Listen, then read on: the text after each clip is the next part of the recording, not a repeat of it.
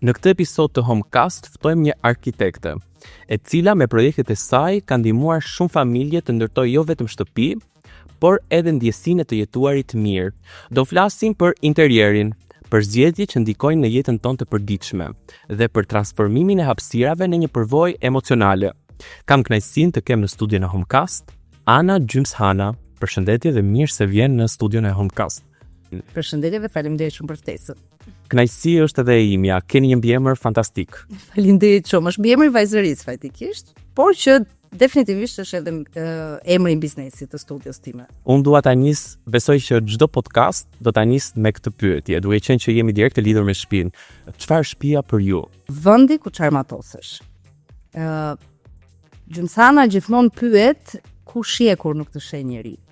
Edhe është, domethënë, përgjigja të sjell një botë të ndryshme, sepse definitivisht siç përgjigjet një klient nuk përgjigjet një tjetër, po nga aty nis. Shtëpia është tempull. Shtëpia është vendi ku ti shkon dhe mbrapa pragut të derës ti lën çdo stres, çdo dhimbje koke, dhe kur ti mbyll atë derën, portën kryesore të shtëpisë, ti ndihesh i sigurt. Është foleja në të cilën ti je vetvetja. Por, nëse kjo hapësirë nuk flet gjuhën tënde, kemi një kanibalizim shumë të madh midis asaj që duhet të jetë dhe asaj që realisht është. Wow. Dua të di pak si ka nisur pasioni juaj për interierin. Sepse e di që je totalisht e fokusuar në këtë gjë dhe dua ta di si ka nisur pak. Gjithmonë është një pyetje shumë emotive për mua, sepse unë arkitekturën e kam zgjedhur 13 vjeç me timat që nuk jeton më. Kështu që në momentin që ai ndroi jetë, për mua ishte një amanet që duhet çuar në vend. Një dashuri që sa ka ardhur dhe është rritur gjithmonë më shumë. Si arsimim, masterin shkencor e kam urbanist. Dhe ishte një zgjedhje e imja aso kohes, sepse mendoja që, dhe vazhdoj të them, urbanistika është proces psikologjik, është proces social. E thënë shumë në gjuhë zhargon, është nëse unë bjell të pemën sot, çfarë do ndodhi me balkonin tënd mas 100 vjetësh. Kjo është urbanistika. Prandaj është kaq e bukur dhe është shumë gjithëpërfshirëse, është shumë qytetare, është shumë sociale. Unë të them se kudo ecësh, unë të them, unë bëj një shembull shumë bazik. Nëse një tualet i një shtëpie ka piletën që shkarkon, një qytet ka pusetën. Shumë mund shumë kollaj. Okay. Ndërkohë patjetër që bachelorin e kam arkitekt dhe kam një, po themi, karrierë diku te 1 dekadë e gjys në interior design. Zgjedhje totale, sepse për mua interior design është fusha më e vështirë. Dhe le të jemi pak më të thjesht te interior designer. Por edhe për ato që na ngjojnë, ndoshta që shpesh herë nuk e kam prekur shumë këtë termin interior designer. Arkitekti brendshëm. Arkitekti brendshëm. E thon shqip, e shqipëruar është arkitekti brendshëm. Mirë po, fatkeqësisht nga huazimi gjuhësor që ndodh, ne e kemi vrarë veshin më shumë me interior designer. Në thelb nuk është gjë tjetër veç si stilisti i hapësirës. I shtëpisë. Gjymshana thot, arkitekti është doktor i hapësirës. Unë nuk vi me stetoskop, po unë vi me metër, laps, letër, shoh ku janë problematikat, shoh ku janë sëmundjet e hapësirës dhe se si mund t'i kurojmë, dhe të jap recetën. Receta në thelb është projekti. Sa përshkrim i bukur. Ndërkohë që interior design është stilisti. Shumë herë është një analogji goxha e argumentuar midis interior designit dhe fashion designit. Në thelb kanë shumë principe të njëjta, kanë shumë matematikë të njëjtë, kanë raporte të njëjta, principe të njëjta, sepse mendohet që interior designi nuk ka rregulla. Po interior designi nuk ka manual. Nuk ka manual, por definitivisht ka shumë rregulla. Ka një matematikë të tërë që të thotë jo 2, por 3. 3 element të kompozuar bashk. Duhet të përdorim numra tek, asnjëherë çift. Domethënë janë shumë nocione që i duhen profesionistit për të nxjerrur një produkt që shikojmë final. Të përdorshëm. Jo thjesht të bukur. Në arkitekturë nuk ka një të bukur pa një sepse. Nuk ekziston kjo gjë. Domethënë edhe në fashion design. Nëse ne shohim një gjë që stonon, patjetër që ti nuk e përqafon dot. Edhe një sy amator. Sepse patjetër që është ndjesi, është gusto. Çfarë të pëlqen ty, jo domosdoshmërisht duhet të pëlqejë mua, dhe kjo është gjëja më e bukur në botë, por ka ca kufij. Prandaj dhe ti vjen te profesionisti, sepse në marzhin dhe gamën e jashtëzakonshme që një interior design mbart, ti kanalizosh dhe profilizohesh në atë që ty të shkon për shtat. Shiko, ka shumë njerëz për shembull që nuk durojnë dot copën velvet. Kadifes. Unë nuk mund të bëj ty një divan me velvet, sepse minimalisht i ngjethesh fizikisht, domethënë është një gjë patologjike. Dhe këtu hyn profesionistin. Këtu është ndryshimi. Problematika shumë e madhe e tregut shqiptar, i cili ka diku te 10 vjet që e ka përqafuar konceptin e interior designit, domethënë sot asnjë shtëpi nuk po themi finalizohet pa hyrë një herë një arkitekt, ose në shumë thonjza pa bërë sikur e marrim një herë një arkitekt. Sepse fatkeqësisht shqiptari pyet 1000 vet dhe në fund bë si 10 vet. Do flasim edhe këtë për më vonë. Po tash duhet me e prek. Patjetër, do ta prek. Armisht. Profesor. Unë gjatë gjithë viteve tua të eksperiencës në punë, a keni ndonjë shembull konkret që mund të jesh frymzuar nga një klient i juaj që i keni bërë shtëpinë tuaj?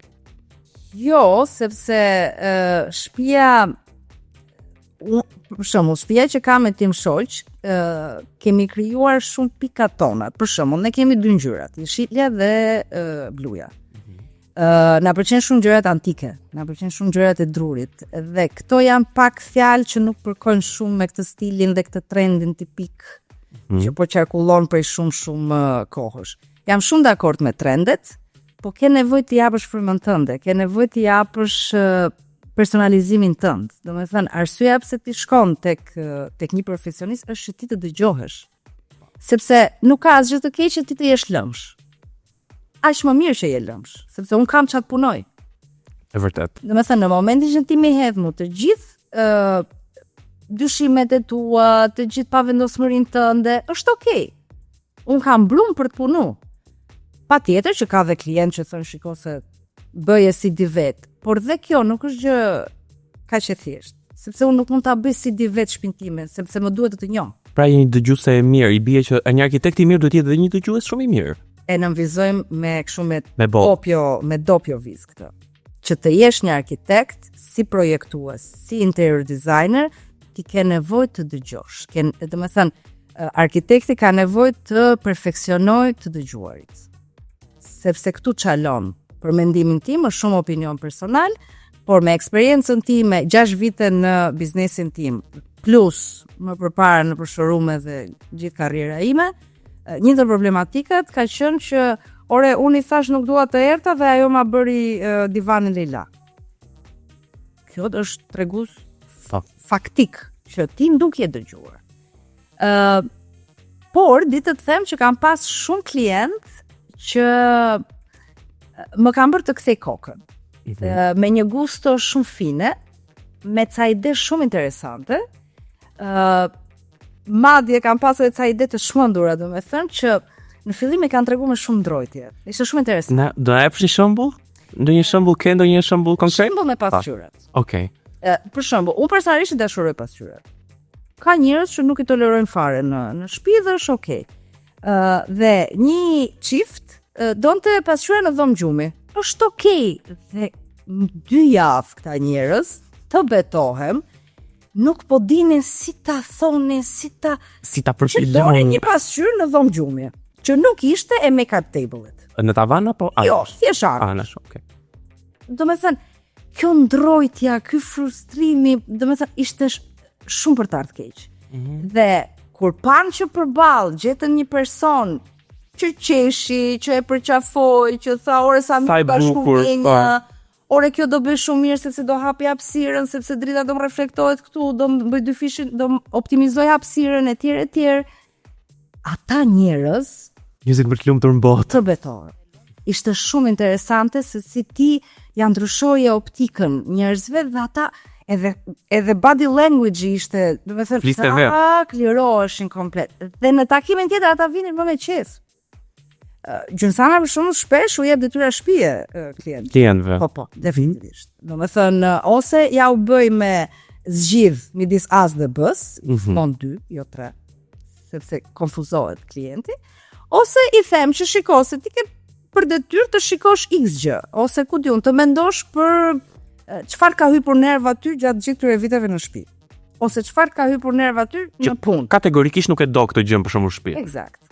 Unë nuk merrem me fenomenin, unë merrem me psen e ati objekti, apo ati cepi, apo ati, sepse në projektimin e ri, unë definitivisht duhet ta evitoj. Patjetër. Rrugtimin që të çon në atë pasojë. Prandaj dhe interior design është shumë psikologji. Gjysana ka krijuar një sistem operativ i cili është i bazuar nga një takim 0 në takim 4, ku praktikisht i kalon një terapi. Dhe me thënë, ty fillojnë të hapen syt, unë filloj të bëj të mendosh, të filloj të bëj të kuptosh. Praktikisht gjymsana, kur vjen punat e dollapi, pyet deri në si i mban rrobat, i mban të varura, apo i mban të palosura. Në styrin e një profesionisti, ky është vëllim. Patjetër, se zon hapësirën. Patjetër. Gjithë garderobën tënde në vëllim. Dhe profesionisti është aty që në momentin më kaotik të hapësirës, qoftë tregtare, qoftë rezidenciale, ajo hapësirë duhet punoj. E thënë shumë popullor që duhet të jetë gjithmonë një prizë bosh në cilën ti e vën atë karikus. Dhe jo të vish vërdall dhe të thush Po, që gjithmonë me po. Të arkitekti. Edhe në episodin tjetër më kam folur me Anisën që gjithmonë në çdo profesion mendoj që është pak psikologji dhe gjithmonë duhet një connection. Edhe e folëm që është pjesa që ti duhet të dëgjosh. Po në një projekt që ka prekur emocionalisht, se ndonjëherë të gjithë jemi pak psikolog në profesionin ton, po janë 2.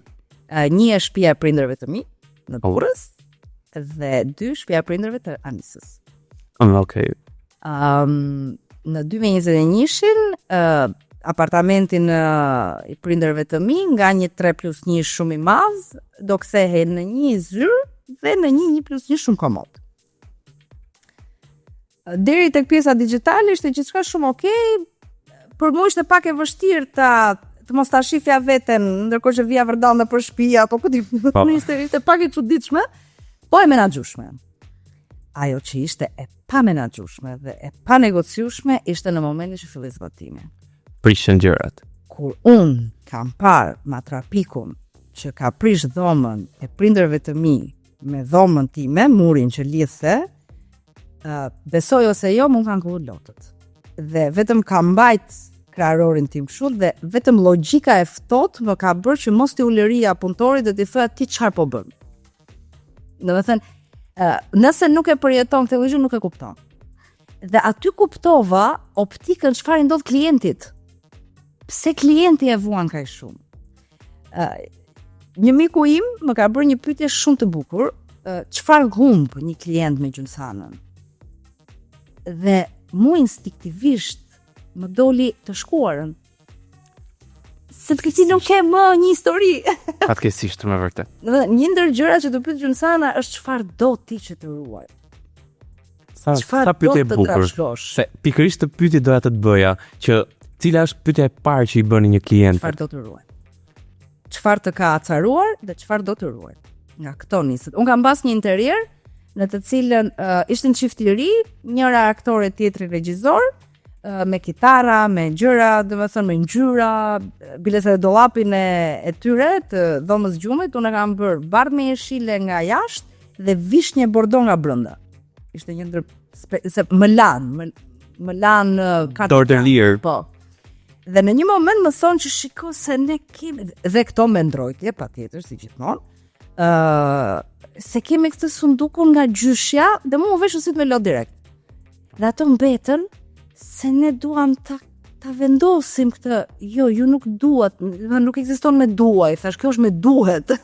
Është tjetër niveli i gjës, i busullës së prioriteteve dhe gjithë interieri i livingut të tyre, i zonës së ditës, është bërë mbi bazë të një sunduku 70 cm. Unë atë e vura në cep dhe aty pastaj fillova duke zhvilluar gjithë pjesën tjetër të historisë. Domethënë dhe ata sot e kësaj dite ma kanë sepse ja kam nënvizuar gjithë dashnin që ai sunduk më hartë. Ndërsa shtëpia e prindërve të Anisës, aty kam pas një epizod shumë interesant, gati në qesharak në sensin e mirë të fjalës, sepse nuk po e zgjidhja dot në sens planimetrie. Kishte një diçka që nuk po më lidhej fare dhe e ke parasysh kur je thu, okay, prit se ndoshta nuk e bëj dot tash etj, por kjo gjëja zgjati 10 ditë dhe po se dua të frymëzimin tim që për mua është një diçka shumë e huaj, domethënë çfarë nuk po zgjidh dot një 2+1. Dhe në një moment ja jap njërës nga gocave të zyrës, nuk e harroj, domethënë ka qenë balkoni dhe pjesa e livingut, e ndetjes, dhe ka qenë flamur, tipikisht dritare me derën. Dhe trupi im në atë shtëpi ishte mësuar që të bëte zigzakun për të dalë në, dhe në planimetri nuk ekzistonte tek unë që unë po të prisha këtë murin ecja drejt. Ka qesharak. Kur më ka ardhur Joena e maj me si tani, e thashun, çka ke për ti? Thjesht ta mendova që ky pasazhi të ishte kështu dhe ajo se unë kush e di si e kam pyetur, domethënë është shastisi. Dhe më kujtoj se kishte bërë gabim për Afrika.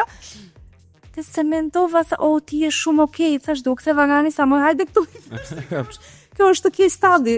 Yes. Unë mund të rria gjithë jetën mbi atë planimetri super të thjesht dhe atë prishje muri mund mos shkonte mendja kur. Sepse unë e kisha jetuar si të tillë. Dhe këmbët e mia dhe përshtypja në trurin tim ishte që unë gjatë gjithë kohës po të bëj këtë veprim. Sepse është shumë e vështirë me ishte shkuar. Është thjesht zakonisht shumë e vështirë dhe prandaj edhe gjymcana ka shumë aspekt psikologjik në momentin që të ndërhyn, sidomos në një shtëpi që ti po jeton. Sidomos në momentin që unë duhet të hyj me eskavator tek jeta jote. Është pushtet shumë i madh.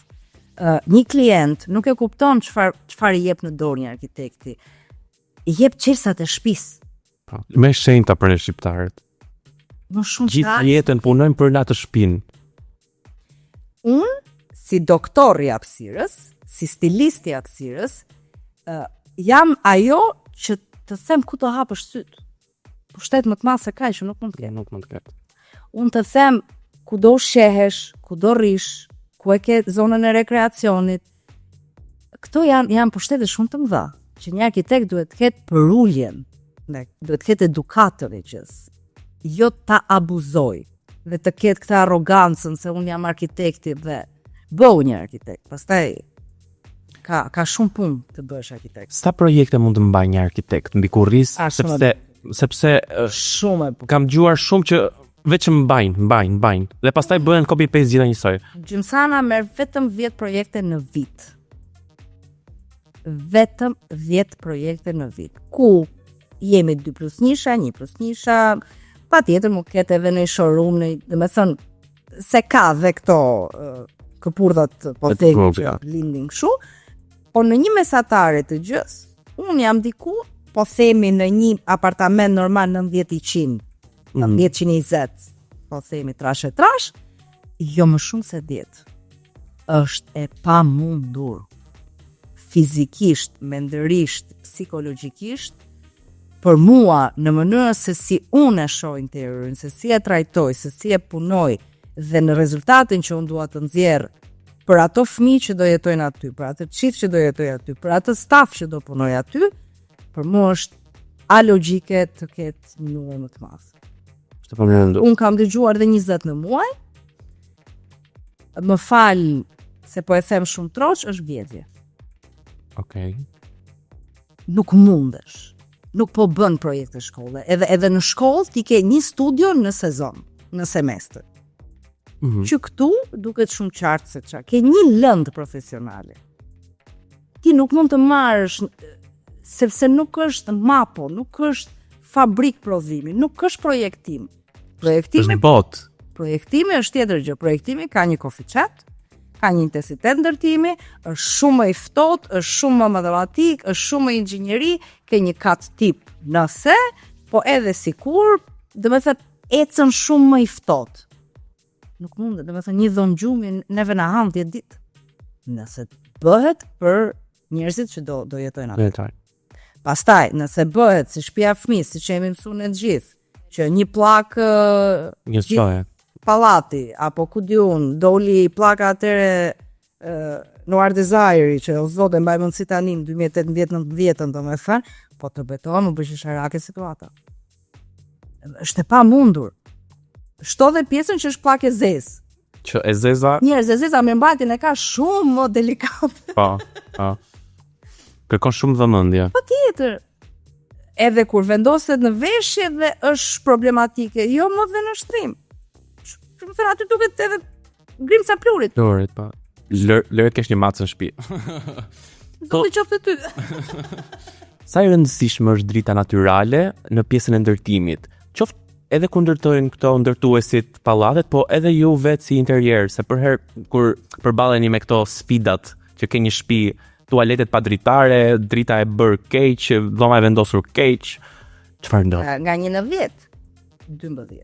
12. Në momentin që ne jemi në fazë projektimi tani, po ndërtojmë. Një ndër pikat që analizohet është pikërisht diellëzimi. Plus trëndafilierave. Arsyeja pse? Populli është mësuar shumë me fjalin, po nga e ke orientimin e shtëpisë.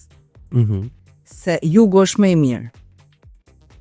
Ose shpesh ke klient që thonë shiko se kokën e du nga lindja, pastaj janë dhe këto Ose lidhen me fen, lidhen me kulturën.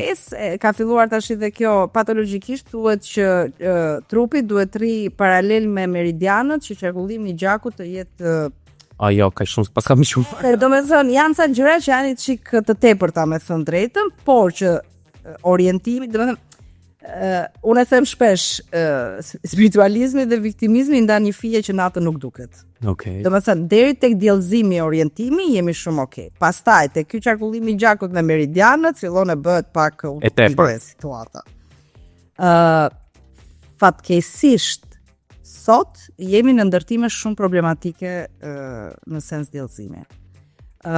Jo më larg se dje më ka ardhur një apartament 2+1, inkubator e këndshme, e rregullt, patjetër me këto përmasa që po ndërtohet sot, nuk po flasim më për dhoma 16 metra katror plus siç duhet të jenë.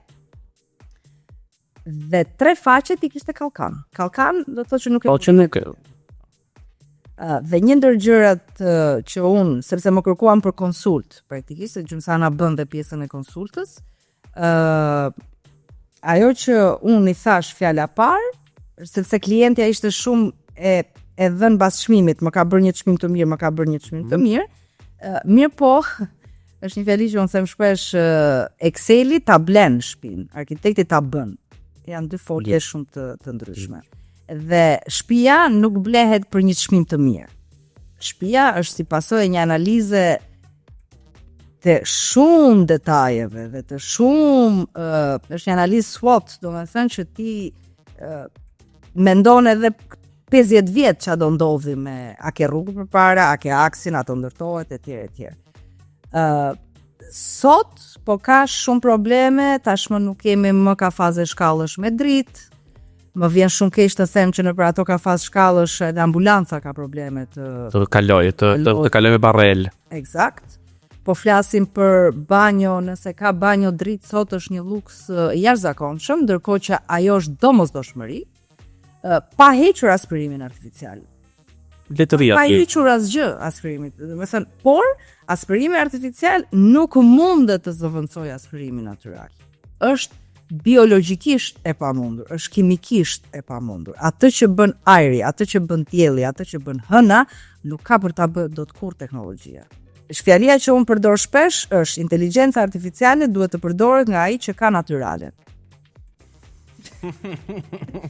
Që do të thotë, të duhen ca sinapse pa të jesh në gjendje që ty ChatGPT-ja të japi një drejtim. Po nëse ti je dam, you become dumber. Është një të shprehjet më të bukura që kam dëgjuar. Çfarë zili bërë kësaj planimetrisë? Me 3 anë kallkan. Unë personalisht i vesh një mendim që prit pak. Prit pak një në sens, tani ky është mendim shumë i imi personal. Tregu imobiliar diku do qetësohet në një moment të caktuar me këtë bumin fiktiv që ka. Mendoj që ky ndërtimi sporadik i këtyre kullave vërdall nëpër Tiranë uroj shumë që në një moment të ndalet, të paktën jo në mënyrë sporadike, por të mblidhen si zonja të ronda siç i takon. Në një vend diku periferik dhe të krijohet një qendër tjetër, sepse ky është jetëzimi që i bëhet të qytetit. Në çdo vend të botës ne jemi mësuar me një old town dhe me një new town. Domethënë këto janë terminologjira që ne thjesht mjaftojmë ti zbatojmë. Po ne kemi ngatruar pak, kemi krijuar një ADN pak të çuditshme dhe kemi dalë pak dëm kolateral.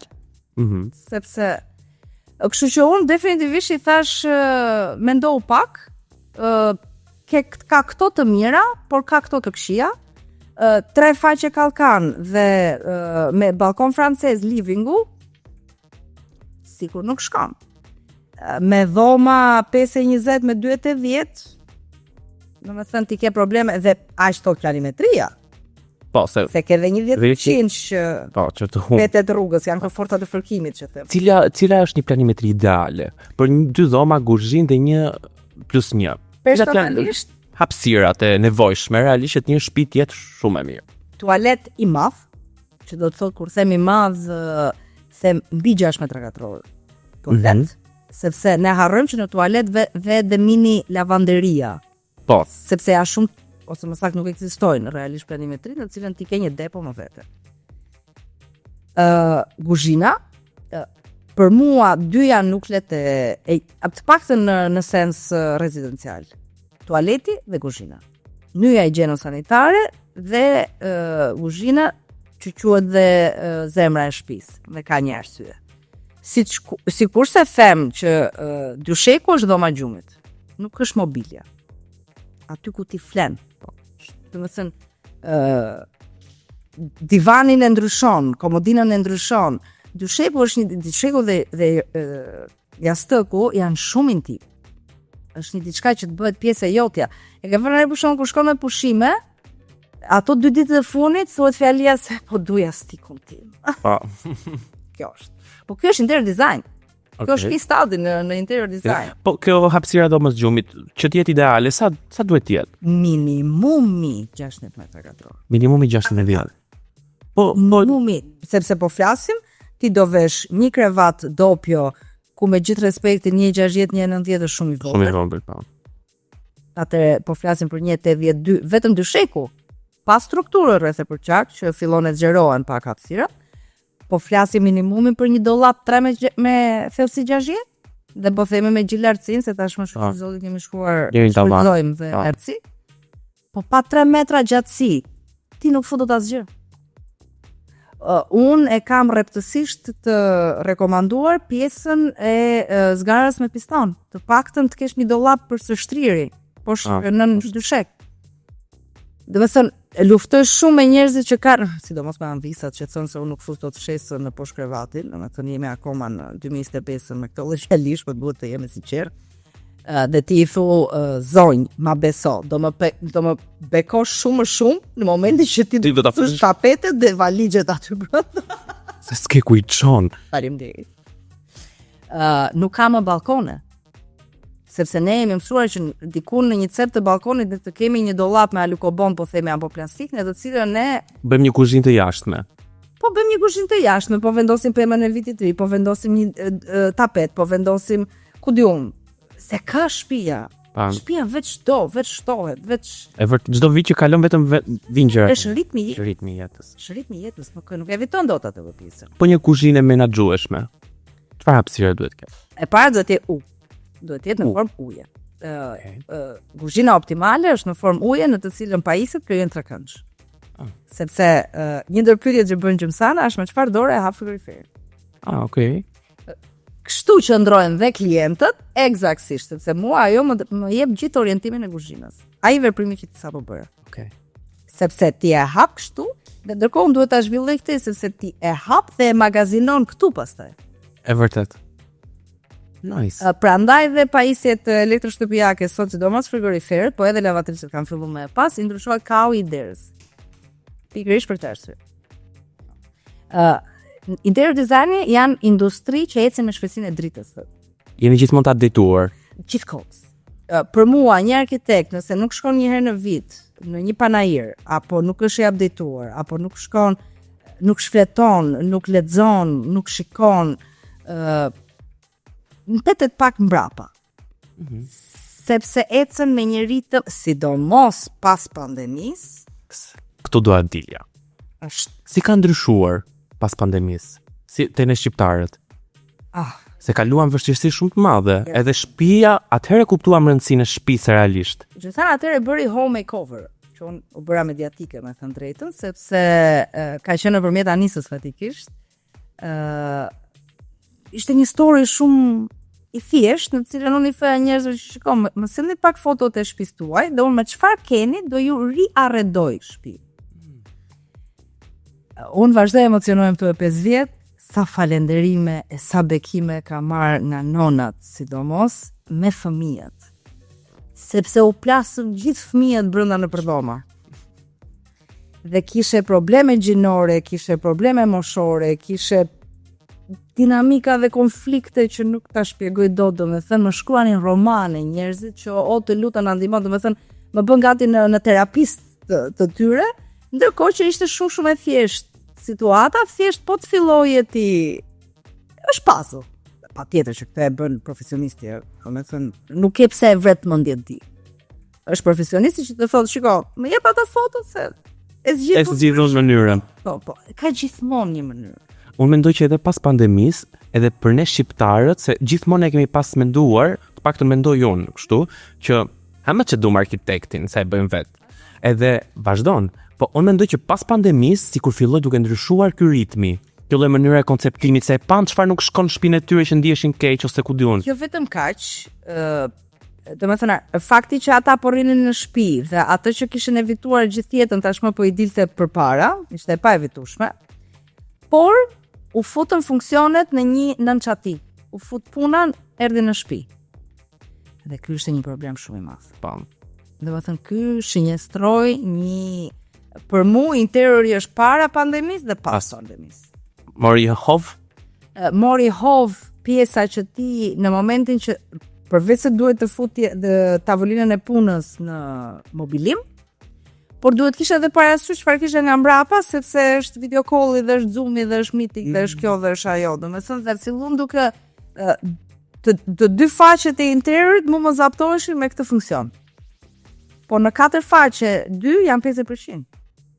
Sepse gjithmonë gjymsana e kthen në përqindje situatën, me idenë që ai është principi, ashtu të mëson matematika e interiorit. Dhe u bë një problematik shumë e madhe. Shto pastaj kjo pjesa, unë asnjëherë nuk kam futur tavolinën e punës në dhomë gjumi. Domethënë dhe vazhdoj e them shumë bindshëm mos, sepse psikologjikisht këtu janë falanisës dhe leksioneve të saj, psikologjikisht truri ka nevojë të kuptoj. Prandaj ekziston një dhomë gjume dhe ti nuk fle në living. Sepse truri merr sinjalet që tani po e mbyll ditën. Edhe jo gjithmonë, për shembull, asnjëherë gjumi në divan nuk është më i miri. Kundrazi. Truri është aktiv në ato momente, nuk po pushon. Ku sugjerohet ta vendosë këtë tavolina punës? Mund të jetë implementuar në mobilin e televizorit. Në të cilën unë kam përdorur shpesh si metodologji, sepse e kuptoj që është kërkesë. Ka shumë njerëz që po punojnë nga shtëpia, edhe sot e kësaj dite. Dhe se jo epoka e re mos ta sjelli digitalizimin e gjës, mos ta sjelli përqafimin e teknologjisë, nuk ka më kufij, le të jemi sinqert, ti mund të jesh kudo ku të duash pa. Patjetër. Mjafton me një link edhe një laptop. Laptop në rastin më të mirë se edhe celular. Bën punë. Por unë gjithmonë një zonë dite, jo kuzhinë, jo dhomë gjume. Kështu që me rregull treshi dhe me rregull përjashtimi, i vetmi moment që ti mund ta implementosh është në mobiljen e televizorit. Domethënë mund ta ndërthurësh shumë bukur me bibliotekën, me mobiljen që mban dekoderat, me raftet, e bën e sjell ëmbël. E sjell ëmbël në mënyrë që të flej rahat. Sepse ai njeriu do punojë aty. Dhe duhet të jetë të japi performancë, duhet të jetë me rendiment.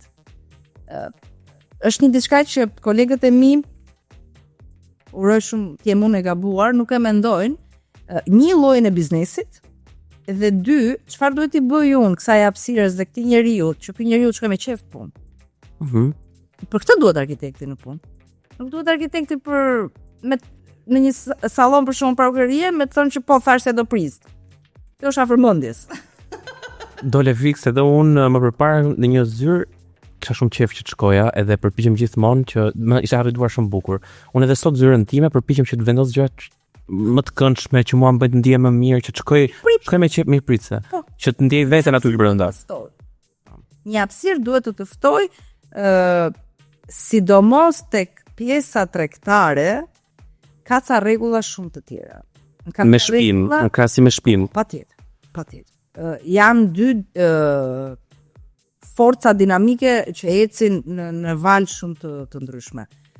Siç varet çfarë shtëpie do, sepse është edhe gjë të bësh një shtëpi për një çift, është edhe gjë për një çift që kanë një fëmijë të vogël, është edhe gjë një çift që kanë 2-3 fëmijë, apo është edhe gjë një familje që kanë dhe vjerrin me vetë, domethënë janë botë komplet të ndryshme. Totalisht. Mbaj mend në fund të 2020-s ka qenë një rast që unë sot e kësaj dite i kam shumë gjanë si familje, nga Elbasani erdhe në atelje edhe ajo kishte vajzën 3 vjeçe dhe çunin 6. Dhe tha, shiko, kam ardhur sepse tani do ta heq vajzën se kishin vetëm 2+1. Do ta heq vajzën tha nga dhoma ime, po do ta fuste çunin sa. Dhe më duhet ndihma jote që si ti fuset, se janë gjinitshme, mosha të ndryshme. Krenaria ime në ato momente ka qenë stratosferike. Sepse politika e gjumsanës kishte bërë që diku të implementoj kjo ideja që kujtes me klientin e vogël, kujtes me foshnjën, kujtes me fëmin, kujtes me adoleshentin, po që në foshnjë ka libra të tërë, si që është filozofia Montessorit, po marrë një shembull, apo filozofi të tjera foshnjore, por njëjta gjë është në analogji me interiorin.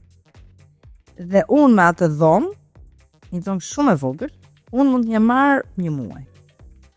Sepse një i kam thënë duhet në sjellësh kalamajt, dhe unë një të shtu, kam qenë me ata fëmijë. Unë shifsha se si luante vajza, unë shifsha se si ziheshin të dy bashkë me njëri tjetrin, sepse mu më duhet të ul konfliktin.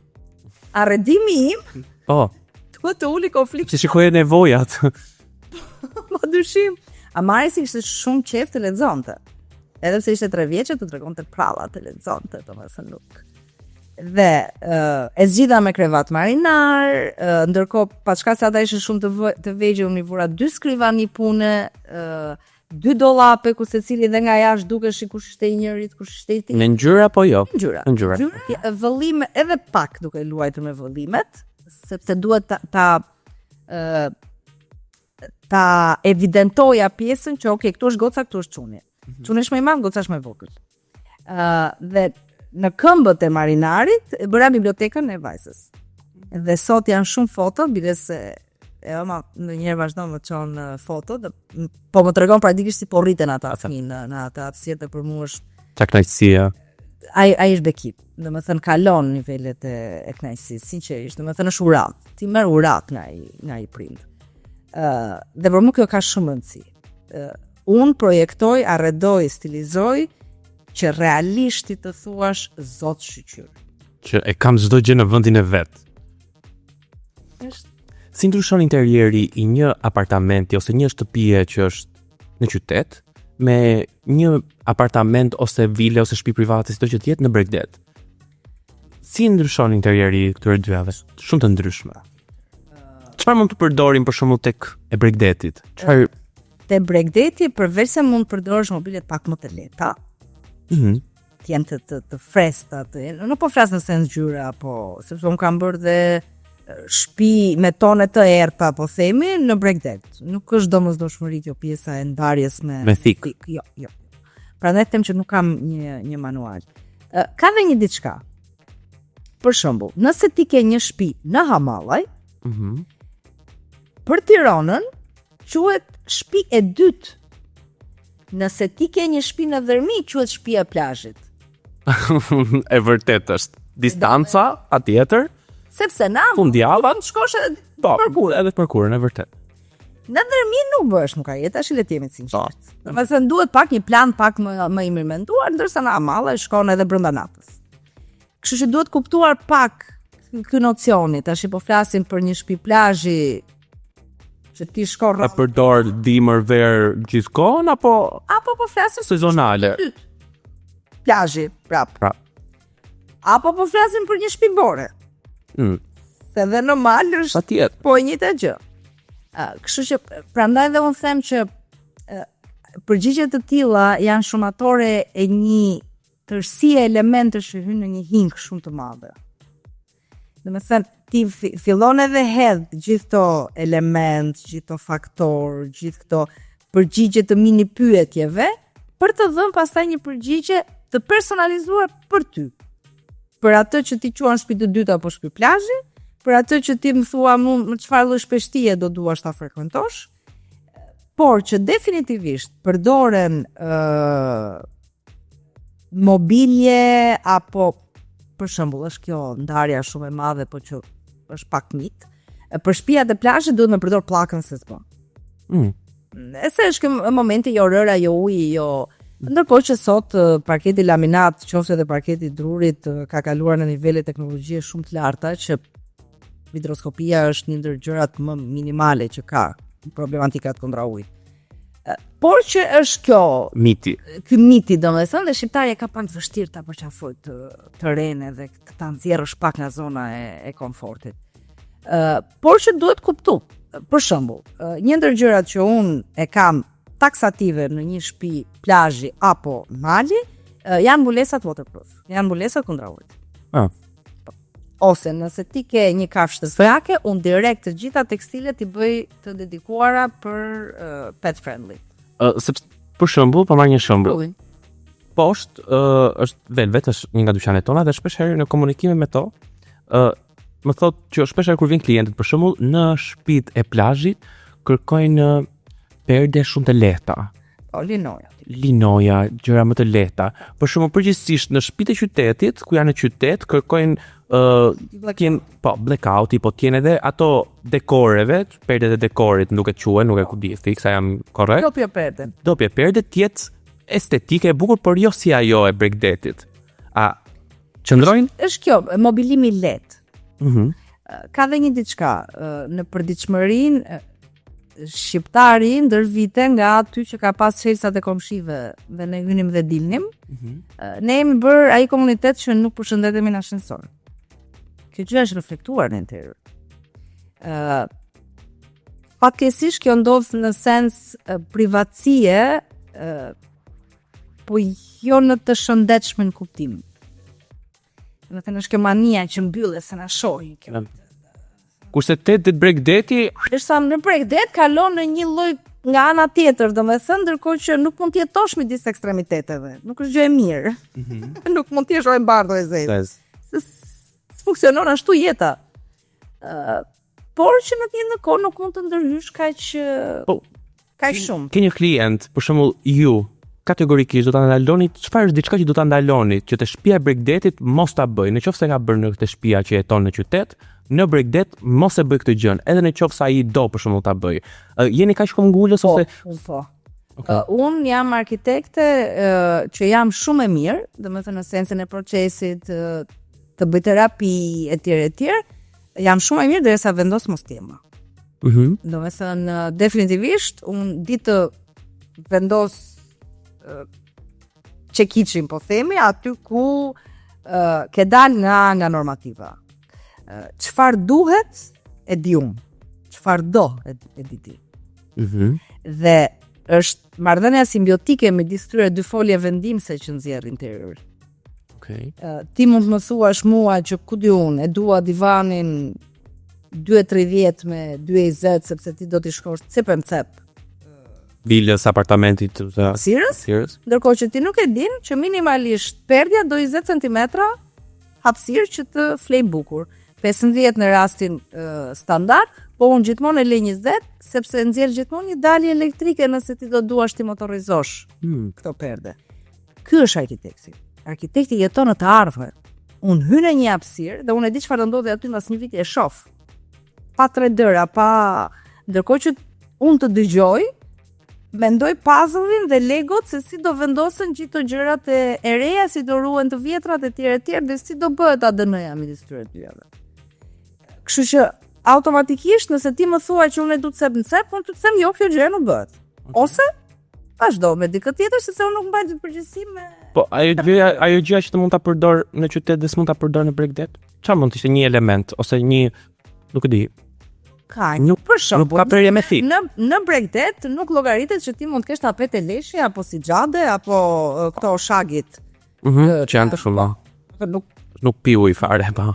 Ja maksimumi në dimër nëse ti e frekuenton këtë shtëpi, mund të kesh një nga ato qilimat e qingjave apo këto gjëra që vënë mbi divan, por që është dekorative, nuk është arreduese si gjë, nuk është. Thjesht një pet që ti i hedh interiorit. Ky është një shembull që mua më erdhi. Ku diun, ose në një shtëpi plazh nuk mund ta konceptoj dot pa sistem njëzimi. Në sensin e grillave, domethënë sepse unë me vërtet thuhet kjo pjesa e këtyre linove etj, po nëse unë dua të flej gjumë për shembull, si nuk e kam mundësinë që unë e dua blackout. Dhe jo domosdoshmërisht me tekstile. Cilat janë disa element që në shtëpi nuk duhet mungojnë, që mund ta japin relax ose mund ta japin qetësi? Ndriçimi dedikuar. Jo ndriçimi difuz, ndriçimi tavanor, po ndriçimi freestanding, që quhet, që mund të jetë me abazhur me pris apo element shiritash LED që vin vërdall, me idenë që të krijohen ambient, të krijohet alume di candela, thot italiani, me idenë e një atmosfere komplet tjetër. Që do të thotë, në momentin që ti hyn në shtëpi, kur han buk, ti don një dritë më të plot, don dritën difuze, ose don një abazhur të dedikuar në tavolinën e ngrënies. Por nëse ti mbas ushqimit do të shtrihesh në divan, të shohësh televizor, të lexosh një libër, të shijosh një gotë verë, çfarë do lloj motivimi, ajo drita difuze të vret gjendjen. Dhe ajo që ndodh është ti krijon një ndriçim të dedikuar, që mund të jetë një abazhur në tokë, mund të jetë një abazhur, mund të jetë një mobilim, për shembull, unë luaj shumë, unë nuk përdor LED, për shembull, në tavan. Jam i vetmi arkitekt që nuk e do. As në perde, as në, domethënë, aty ku klienti mu më thot mos e përdor, në sensin që okay, nuk është problem për mua, se ka dhe nga ata që e kanë taksative dhe unë aty ngreduar se okay, nuk mund të ndërhysh kaq shumë. Unë përdor 2/3 e lartësisë e poshtë. Domethënë ose 1/3 nga sipër e poshtë dhe e përdor në mobilim ndriçimin e verdh. Sepse ai në vetvete pastaj kthehet në abazhur. Përfshit dhe ato lojën drithije që bën me orendit, me suveniret, me librat. Fillon edhe luna ajo pjesa dhe fillon krijon një bazorelief dhe gjithë ambienti bëhet më dinamik. Nice. Ka ato marifetet e vogla. Ku kemi arritur aktualisht dhe çfarë tendenca kemi të interiorin në momentin që flasim? Këtë vit Pantone nxorri vjet ishte hot chocolate dhe këtë vit nxorri cappuccino. Si më bo mu fiksim. Por sepse unë e thash alla shqiptar që edhe pse po realisht moka është emri, erdhën tonet e tokës prap. U rikthyen. sepse është po i njëjti cikël. Patjetër. Unë e përdor shpesh fjalinë në cilën them interior designi nuk është gjë tjetër veçse natyrën merr e fut mbrëmje. I ka ngjyrat natyra. Të thot kush qëndron me kë. Mjafton të shohësh një peizazh. Për shembull, një ndër gjërat që më shton tek shtëpia ime, në cilën un kam pllaka terakote poshtë, jo po si do ta vesh ti jeshile. Dhe vetëm kam thënë pema si është. Okay, po. Po, sepse imiton natyrën dhe jem rregull. Kur them është e thjesht, më kupto, nuk e them me fodullizëm apo me arrogancë, po në momentin që je profesioniste dhe ti ke kapur ca pika eksperjenca bën të vetën, natyra ti ka vënë që të gjitha. Përgjigjet që do. Po ngjyrat që janë trend ose që nuk e di ndajnë me vite ose këtë 5 vjeçar ose 10 vjeçar ose nuk e di, që janë trend, po unë dua të më thuash dhe ngjyrat që ndoshta nuk humbin kurrë. Që po ti përdorësh ato ngjyra gjithmonë do jesh trend. Nëse shkojnë të dyja bashkë nuk e di. Ngjyra që nuk humb kurrë është gria. Është ajo që quhet play safe. Do të thënë ajo shkon me çdo gjë, qëndron neutrale nëse ti do ta dress down, apo qëndron empirike në momentin që ti do me nënvizu. Shkon me vishnjen dhe bëhet një kombinim shumë potent. E kombinon me të verdhën dhe e ul pak tonë. Unë e them dhe unë e shoh qeren se si të ndryshon, domethënë sepse është impakti dhe përshtypja që ngjyrat të krijon. Kështu që po themi në një marrë shumë të madh është kjo gria. Unë e përdor shumë pak faktikisht, po që lidh, është vinovili. Ura lidh se gjithë ngjyrave. Ndërkohë që një ndër gjërat që njerëzit nuk kuptojnë është në spektrin e ngjyrave, e bardha dhe e zeza nuk janë ngjyra. Pse se ngjyra? Nuk ekzistojnë në spektër. Është RGB, është ngjyra dytësore, tretësore etj, domethënë janë të gjitha kombinimi i RGB-s. Dhe ironikisht, fjalia që një interior designer thot është në momentin që ti fillon stilizimin e hapësirës ngjyrosjen, fillon me të bardhë me zezë, pastaj konsiderosh çdo ngjyrë tjetër. Kupton? Prandaj interiori është magji. Është realisht fantastik. Është një gatim erzash të jashtëzakonshme, domethënë që mjafton ti vesh pak më spicy, po themi, dhe ajo shpërthen ngjyrat e tjera. Por unë personalisht nuk mund ta ndaj kaq me fik, sepse është si shenjat e kishtave. Është shumë personale ajo gjë, është shumë dhe vjen si derivat i analizave të ndryshme, nuk është vetëm një rregull dhe okay. Mbi të për shembull te akademia gjymthana janë 2 leksione që janë vetëm për ngjyrat. Impakti, si është në retinën e syrit, çfarë ndodh në tru, çfarë percepton në lëkurë, çfarë ndodh në dritë artificiale, çfarë ndodh në dritë natyrale, çfarë ndodh kur ti e lën perden hap, kur ti e lën perden mbyll, domethënë janë shumë gjëra. Është një kazam shumë i madh. Apo shkojmë drejt një shtëpie funksionale apo estetike këto vitet? Estetike. Me keqardhje të jashtëzakonshme, po them estetike. Mu vjen shumë keq. Shtëpia bëhet për të jetuar, jo për foto të bukura në Instagram. Njerëzit nuk po kuptojnë që nuk bëhet po ku diun për kashillik se e bëri shoqja duhet ta bëj dhe unë apo ku diun se çfarë, nuk funksionon kështu. Shtëpia bëhet për ty. Vendi për nevojat bëhet për ty. Po.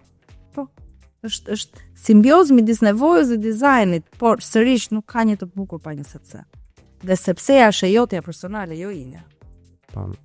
Po, ju gjatë gjithë viteve të punës që po bëni, po shikoni që shtëpiat tona shqiptarëve, në gjithë shqiptarët që po jetojmë dhe po bëni dhe po ndërtoni dhe nga gjithë bisedat e bëra, po shkojmë drejt një shtëpie që është e huazuar, pra po marrim pak nga Europa perëndimore, apo po e humbim identitetin?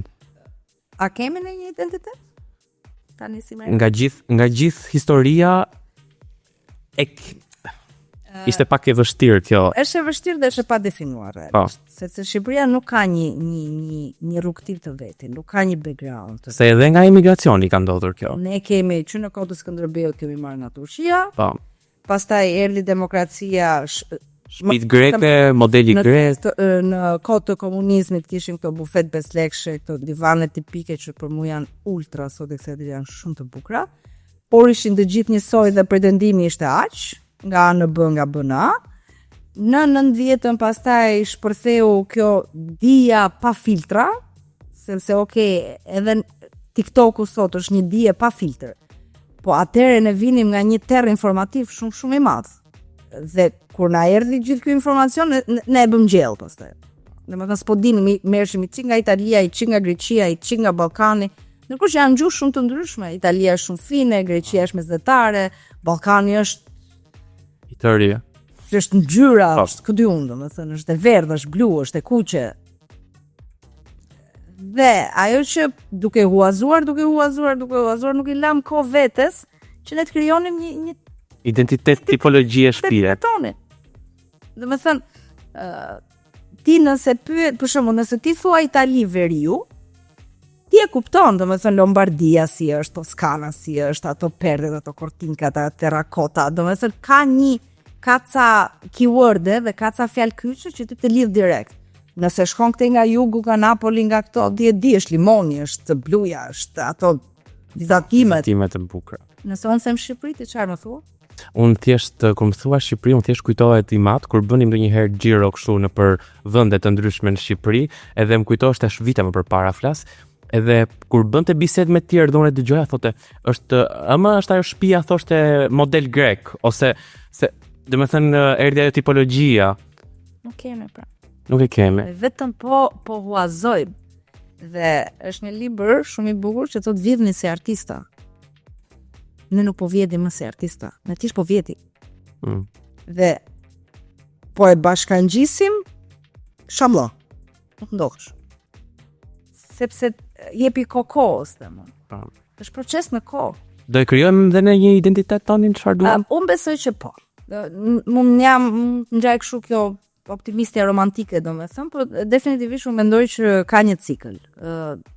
Edhe e keqja dhe e mira siç fillojnë ashtu dhe do mbarojnë. Kështu që thjesht un kam shumë dëshirë që të ikë të paktën kjo ideja a mos e shtëpia është hotel. Unë mendoj që e kuptuam pandemia, atë që e tham. Edhe unë personalisht nuk e konsideroj kurrë të tillë. Shikoj, edhe para pandemisë thoja, është hotel, po atëherë ti pse kërkon hotel me pesë hyje? Po, shkon hotel me një. Se po më bën diferenca atëherë. Po që edhe kjo është e huazuar. Do kalojmë në një pjesë tjetër. Gjatë tek ne, për shembull, po e kapim prapë me kulturën tonë përpara, meqense po flasim për pjesën e modelit të shtëpive dhe gjërave. Poshtë Pajtoni Ceramika i kam hyrë një studimi shitjes nga fillimi deri sot. Dhe pat një periudhë që shqiptarët kuptuan parketin. Dhe të gjithë mbi pllak shtruan parket fuqishëm.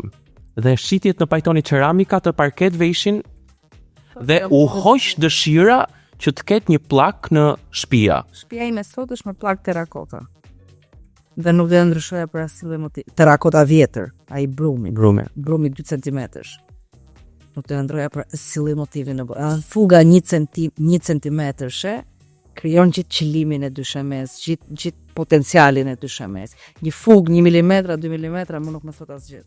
Po tani në këto momente, të cila fazë jemi? Kombinimi të dyjave, plak parket? Jo. Ku sugjeron, për shembull, ku sugjeron plakën dhe ku sugjeron parketin? Se unë gjej për shembull parketin në dhomën e ndenjes.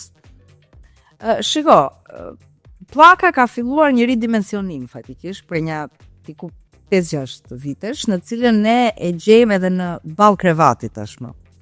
Domethënë ke shumë pjesa e kokës së krevatit që nëse nuk është pjesë e strukturës së krevatit, është pjesë e dekorit mbi kokë. Personalisht mua më pëlqen shumë mozaikët. Me mozaikët ti mund të luash në një mënyrë fantastike. Domethënë qoftë edhe në tualet, mund të jetë një pjesë, mund të jetë një tablo, mund të jetë diçka e veshur. Kam bërë shumë interiere në cilën kam imituar tullën, për shembull, duke marrë 2 pllaka, duke i vendosur në sens tulle etj. Personalisht, për shembull, kam një rregull timin që nëse ti do kurriz peshku si vendosje plakash. Unë të them shko në parket druje. Nëse ti nuk ke buxhet për parket druri, hiq dorë nga kurrizi peshku. Sepse një laminat nuk mund të merret kurriz peshku. Do të thënë, në botën time, në mënyrën se si unë jam brumos, në edukatën që unë kam marrë të punës nga Europa perëndimore, ka një gjë që thot, nëse ti do shkosh në kurriz peshku, ti ke shkuar në një standard fash e lartë dhe mbil. Nuk mund ta minimizosh në produkt, në cilësi produkti, sepse patjetër që parketi drurit është shumë më i mirë se parketi laminat. I pari është dru safi, i dyti është sintetik, që këtu kemi marru si analizë. Dhe e shoh që ka një problematik shumë të madhe te klienti, sepse pastaj haj nat me këtë fjali. Se gjatë ti po më thunë që unë s'kam lek. Po, si ka ndikuar teknologjia në arkitekturë, sepse kur shkoj për shembull poshtë te kaza, shikoj një kondicioner për shembull që kur i afrohesh nuk të bie më ballore. Shikoj një frigorifer që tashmë nuk ke nevojë për një akull, vendos gotën nxjell akullin. Do thënë, kur shikoj gjithë të teknologji të avancuar te këto bizneset tona poshtë, ka ndikuar pozitivisht në arkitekturë. Jo ka bërë më të lehtë? Unë personalisht në 2013 jam hasur me smart home-in, për të parë shumë herët, që ka qenë motorizimi i grillave, faktikisht, në cilën ishte një rësi shumë e madhe që ti punoje me pult grillën e tjerë nuk duhet coheshe, nuk bite bretku e Sot gjymsana që në takim zero, që pa të bërë klient, një ndër pyetjet që të thot është do smart home? Ndryshon çdo gjë. Daljet elektrike, strukturat, infrastruktura, e tjerë, çmimi, se patjetër që po flasim. Ka më shumë kosto, patjetër. Është si tjetër. Por kemi një abuzim, sepse një smart home mund të vendoset në një vit në cilën ti ke lartësinë e perdeve, ti ke dollape që nuk i kap dot, ti ke 2-3 kate që nuk ke pse të shkosh deri në katë të tretë për të fik një dritë apo për të ulë një grill dhe ti e ke në smart home. Këtu bën sens. Po në 1+1, në momentin që duan të më motorizojnë, është alogjike pastaj. Kalon në një tafma të pabazuar, pa nevojshme, por dhe një shpenzim i kot. Ti më mirë shpenzon në dyshekun e krevatit tënd, futja memory atë X shifër, se sa të bësh një motorizim të një perde që ti e ke këtu. Kur kam shkuar të blej poshtë dyshekun te Maniflexi, dhe po shikoja duke parë duke provuar gjithë dyshek, edhe thojsh asaj, dua një dyshek të mirë. Më tha mua, duhet të dish çfarë të përshtatet, e do të fortë, e do të butë, edhe provova gjitha me radh, patjetër se një dyshek u mirë gjithmonë kushton. Patjetër. Edhe unë mendoj që njeriu nuk duhet, ndoshta në gjithë shtëpinë mund kursej, po te dysheku dhe te jastëku është e padiskutueshme. Ja ke tualet, kur bëni kompromis me surrogater, kur. Dua të kaloj në një pikë tjetër me përgjigje të shkurtra. Cilët janë përgjithsisht gabimet që bëjnë njerëzit kur arretojnë vetë? Nuk marrin profesionistë. Për post staj, le të jemi pak me këmbëtok dhe themi që ndonjëherë jo të gjithë kanë mundësinë që të kenë një profesionist dhe përpiqen me mënyrën e tyre, por cilat janë gabimet që has? Shiko, për arsyeën ekonomike, gjymsana ka shpikur konsultën, që do të thotë, shqiptari akoma nuk e kupton që ka arkitekt që ty të vjen vetëm në ndim. Me konsult. Dhe me thënë, me një shifër shumë modeste, në një orë, unë ty të orientoj se çfarë ke menduar gabim. Dhe çfarë ke menduar shumë mirë. Dhe me thënë, ku duhet ta vadis gjën dhe ku duhet ta krahasis. Dhe ato që shikon, çfarë janë gabimet më të shpeshta që bëjnë? Mbartin dhimbjet e kokës. Nuk e kuptojnë që për shembull, kalojnë në nivele drastike ndryshimi, që do të thotë nga një kuzhinë druri të gdhëndur me doreza kaba, po themi, kalojnë në një kuzhinë pa doreza, të ftohtë, gjithçka e akull, pas një identitet brenda. Dhe psikologjikisht nuk e kuptojnë që e kanë sfazuar veten. E kanë thyer veten, sepse ti nuk mund të kalosh pa një in between, pa një diçka midis. Do të thotë ti, do të heqësh kapitelet e të tjera. Po veja dorezën, mos ja humb të gjitha, se do humbësh vetë. ose në përdhomat e gjumit se më ka ardhur majtunës, se më ka ardhur majtunës sa gjë dhe vetëm një krevat dhe një sirtar konsol dhe mendojnë se u kry. Ndërkohë që kjo komodina pastaj mbi vendoset sipër, mbi vendoset në sirtar dhe dyshemeja poshtë përdoret për nuk e bën dot vetë. Nuk e bën dot vetë sepse realisht do vazhdosh të mbartësh dhimbjet e kokës ose atë traum që ti nuk e ke shëruar, do vazhdosh ta reflektosh. Ta implementosh në shtëpi. Dua të kaloj pak në një çështje tjetër që është lidhja me qendra tregtare të gjitha dedikuar shtëpisë, siç është qendra Pajtoni. Sa ndihmuese është një qendër që është totalisht ndikuar shtëpisë, qoftë për arkitektin, qoftë për klientët? Shumë. Është patericë asistencë shumë e madhe. Personalisht para 6 vitesh kur kam hap dyqanin e arkitekturës që u mbyll në 2023-shin, kjo ka qenë koncepti. Nga një derë ti mbaron të gjitha hallet të zinxhirit. Po. Me një numër telefoni ti kry të gjitha, sepse sot ajo që ti ke nevojë është të kursesh paran, të lehtësosh punën, kohën dhe mbi të gjitha kohën, sepse është para boshtit të X-eve, është proces në kohë. E ke, domethënë, që ka momenti që ti mund të planimetrin, në preventiv ti ke një kohë midis. Që këtu fillon e gjithë gjëja. Një dhënë që është shumë e rëndësishme se sa ne faktori human. Kështu që në momentin që unë vi diku, nuk e vras menjen për parkim. Kryesorja. E para. I kam të gjitha sloganin gjymësanës për shumë është folja jote nga ANZ. Pikërisht që të fokusohesh në një vend, sepse ka dhe një gjë, klienti sa më shumë ti tregosh, aq më shumë çorrot. Pikërisht. Pajtoni e ka të duash të jetosh në shtëpi.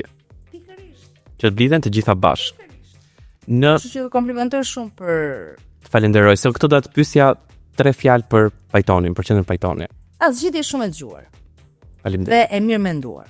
Falenderoj. Në momentin që ka para mendim, për mua ka vlerësim. Faleminderit. Që këtë mund ta them me bindje. Disa këshilla për ato që po na dëgjojnë.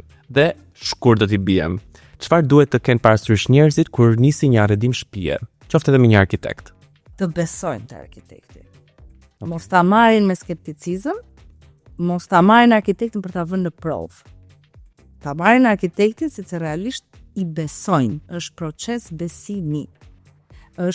Interior designi është a business of trust and soul, që do të thotë është biznes besimi dhe shpirt. Ti nuk mund të më japësh më planimetrin tënde dhe të më shohësh me skepticizëm. Nuk ndodh kështu. Po si ta zgjedhin një arkitekt që realisht i kupton? Të pi një kafe. Si zgjedhet çdo hall në Shqipëri. Në Shqipëri. Të kuptoj një herë. Po, domethënë pa fillu, pa dhënë lekët, domethënë të kalohet, gjymsana e ka zgjedhur nëpërmjet takimit zero. Por jam e vetme që kam këtë sistem operativ, por në të tjerët mjafton një kafe sepse ka dhe një diçka në momentin që ti hyn në një studio arkitekture, ti e kupton direkt nëse ajo të qëndron apo jo. Këtë do të them. E kupton direkt të lidhjen. Është ndjesi. Është si rroba në trup. Është si të më thuash mua për shembull që shiko se vish një diçka që nuk të shkon, nuk e bëj dot. Po nuk më rrin. Kështu që mendoj me një kafe. Me një kafe. Çfarë i këshilloni një çifti të ri, për shembull që sapo ka nisur, ka blerë një shtëpi vogël, ka nisur jetën? Ata duan shumë vëmendje. Ata duan më shumë vëmendje se çdo projekt tjetër. Është shumë sepse janë dy botë që po bashkohen për të sjellur një botë tjetër pastaj. Domethënë është shumë më kimie e thellë, varet nëse çifti është i ri, është në sensin e kodflatit, çift çfarë pikpamje kanë, më fal mua apo duhet të them dhe kjo a është me shkësi apo me dashuri, ndryshon komplet interieri, ma beso. Nëse është me shkësi, aty brenda duhet të krijosh ta oaze personale të secilit derisa të bëhet një oazë i vetëm. Përbashkët, do shumë kujdes në një çift të ri, dhe mbi të gjitha pyetja që i bëhet është doni fëmijë, kur i doni që unë të... Ku e keni parashikuar? Planifikimi familjar. Cilat janë 3 elementë që nuk duhet mungojnë kurrë në një shtëpi? Interesante. Për mua lavastovilja. Okej. Që në kulturën tonë ka ardhur vonë. Që nuk e kuptoj dot pse. Që bekuar qoftë kush e ka shpifur atë pajisje. Për mua nuk duhet të mungoj në asnjë moment një cep zbavitës i rekreacionit. Domethënë, e them shpesh, mund të jetë një diçka që ti e krijon qoftë edhe me 2 jastëk, me 2 shilte, me një stiv librash, me një abazhur të vockël, duhet jetë një kthin e vockël, në rastin më të mirë duhet jetë një dhomë.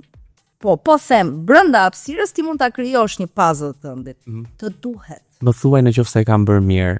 I vetmi vend që unë e kam bërë këtë që të gjej gjithë të paqen është një nga ato, nuk e di si quhen, po ja kam harruar emrin, ato karrige që janë kështu që Të gjyshit. po që është i vetmi moment në shtëpinë time që unë mund të ulem, mund të qetësohem, mund të mendoj, mund të bëj totalisht.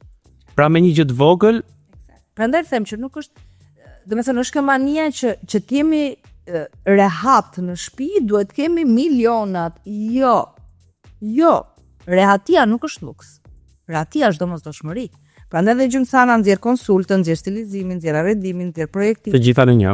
Janë faza të ndryshme, më thuaj, çfarë buxheti ke të them si të vinë në ndihmë, por që të vjen në ndihmë të vjen. Super. Para se ta mbyll. Ku ndihesh si në shtëpi? Qoftë edhe këtë pyetje kam bërë në episodin tjetër, po do vazhdoj ta bëj gjithmonë. Qoftë kur nuk je në shtëpi, por edhe kur je në shtëpi ndonjëherë duhet kur ndihesh si në shtëpi. Interesante. Unë në shtëpi ndihem në momentin që kam komunikimin tim me qiellin. Domethënë afër një vetrate, në verandë në rastin më të mirë apo një balkon, mu më duhet se zbon të kem një qasje vizive ndaj qiellit. Domethënë e kam shumë nevojshme atë Terapie. Po. Personalisht e kam domosdoshmëri edhe nëse domethënë tek shtëpia që kam pas para se të martoja, në një cep të vetratës, të dritares në sakt, jo vetratës, krijova 2 shilte të mëdha që i vura një mbi një me 2 jastëk tek cepi dhe aty ulesha dhe vetëm shifja qiell. Nice. Domethënë e dua atë dritaren e frymës. Po kur nuk je në shtëpi? Kur nuk jam shtëpi, për mua është natyra. Okej. Domethënë është një shprehje që thonë natyra nuk është asnjëherë në nxitim. Dhe me klientët për shembull që e duan pardje për shembull projektin, këtë i them. Përveç se se konceptin e kohës nuk e perceptojnë dot, dhe pastaj shiko se bima është në nxitim. Nuk është se ti i hedh ujë dhe ajo është përthehur lule. Jo, nuk thotë kështu. Fakti që del dielli nuk do të thotë që një lule duhet çegit. Patjetër. Pra vera me një lule nuk vjen mbi, duhen disa. Duhen disa. Për mua është natyra. Unë jam shumë e lidhur me tokën, kështu që jashtë shtëpisë për mua ka shumë rëndësi natyra. Të jam shumë falendërues. Uroj që t'ju kemi shërbyer të gjithëve që na kanë ndjekur, na kanë parë edhe u kemi dhënë disa këshilla shumë të mira. Uroj dhe unë sepse të ndihmosh në dije për mua është një privilegj shumë i madh dhe realisht uroj që fjalët kenë qenë krevat për veshin. Faleminderit shumë. Faleminderit ty për fjalët. Mirënjohës. Dhe ne do të shihemi si gjithmonë në episodin tjetër të Homecast.